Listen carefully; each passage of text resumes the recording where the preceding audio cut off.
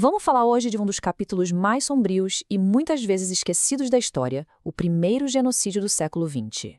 Ele aconteceu onde hoje a gente conhece como Namíbia, que na época era chamada de África do Sudoeste Alemã. 80%.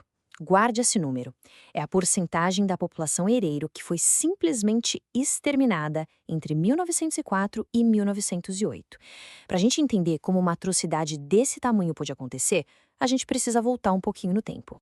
Antes da violência explodir de vez, já existia todo um cenário de opressão e ressentimento se formando. Vamos ver como essa história toda começou. E aí, com a chegada dos colonos alemães na década de 1890, a situação piorou e muito. Eles começaram a competir diretamente pelos recursos essenciais para o modo de vida dos herero e nama, principalmente terra e gado.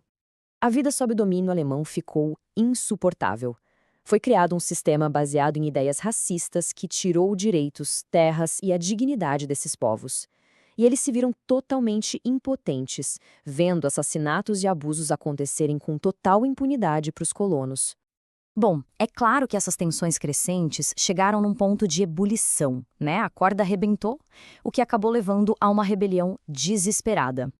No começo, o levante até deu certo. Pegou os colonos de surpresa, só que a resposta militar alemã foi rápida, massiva e de uma brutalidade desproporcional. A chegada do general von Trotha, em especial, marcou uma virada bem sombria nesse conflito. O que veio a seguir não foi só uma perseguição militar. Foi, na verdade, uma estratégia calculada de aniquilação que empurrou um povo inteiro para uma armadilha mortal de fome e sede. E foi aí que a campanha militar se transformou numa política explícita de genocídio, tudo formalizado por uma única e, olha, arrepiante ordem. A intenção de cometer um genocídio foi então colocada no papel. Essa ordem de extermínio, que ficou conhecida como Vernichtungsbefehl, não deixava nenhuma dúvida sobre o objetivo. Era literalmente apagar o povo herero da face da terra. O genocídio foi executado de um jeito sistemático. Primeiro, com a morte em massa no deserto. E depois, para os sobreviventes, veio o horror institucionalizado dos campos de concentração. É fundamental entender que esses lugares não eram simplesmente campos de prisioneiros. Eram locais de extermínio através do trabalho forçado, da fome e da pura negligência. A crueldade foi a tal ponto que crânios e partes de corpos eram enviados para a Alemanha para supostos estudos raciais científicos. Os números, bom, eles revelam a dimensão da catástrofe. O custo humano foi avassalador. Cerca de 80% da população herero e 50% da população nama foram dizimadas em apenas 4 anos. O genocídio terminou oficialmente em 1908, mas as suas consequências, nossa, elas continuaram a moldar o futuro da Namíbia por muitas e muitas gerações. Os sobreviventes foram simplesmente despojados de tudo e foram submetidos a um sistema de leis racistas e duríssimas que basicamente institucionalizaram a subjugação deles, prendendo-os num ciclo de trabalho forçado e controle. O legado do genocídio está diretamente ligado às injustiças que continuaram por quase todo o século XX. As estruturas de opressão que a Alemanha colonial criou foram a base para décadas de apartheid.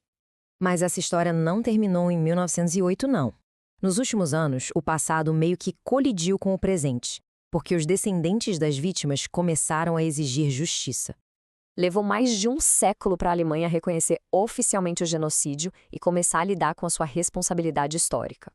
E olha, cada um desses passos foi conquistado depois de uma luta longa e muito difícil dos descendentes. Acontece que o acordo que saiu disso tudo é extremamente controverso. Muitos líderes herero e nama o rejeitaram. Eles argumentam que ajuda ao desenvolvimento não é a mesma coisa que reparações. Eles dizem que foram excluídos das negociações e que a Alemanha continua se recusando a assumir a responsabilidade legal pelos seus crimes. E essa é a questão central que fica no ar, né? Todo esse debate na Namíbia nos força a perguntar: o que é necessário para realmente reparar um crime como o genocídio? É dinheiro? É um pedido formal de desculpas? Ou é algo muito mais profundo que a gente ainda está tentando entender?